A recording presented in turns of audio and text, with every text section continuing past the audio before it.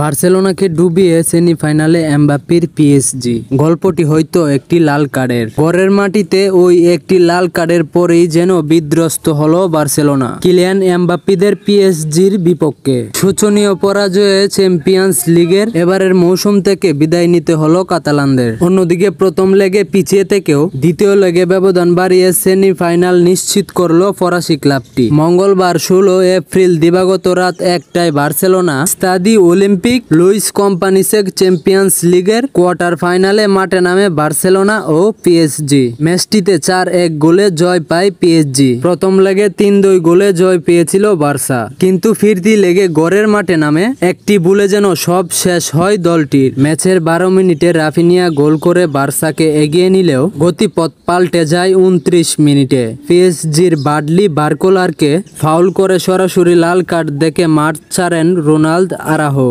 এরপরেই স্বাগতিক বার্সার উপরে চেপে বসে পিএসজি।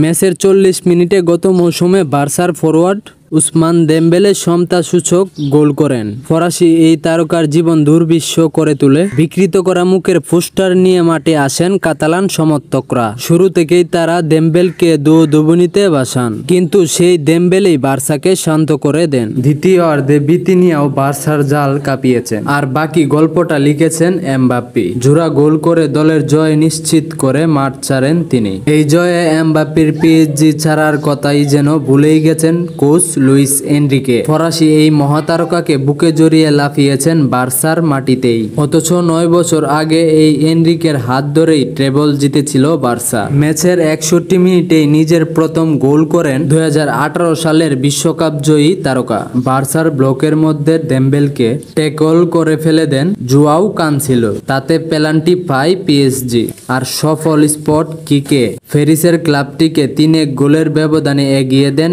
এমবাপ্পে। 89 মিনিটে করেন নিজের জোড়া গোল। তাতে 4-1 গোলের ব্যবধানে জয় পায় তার দল।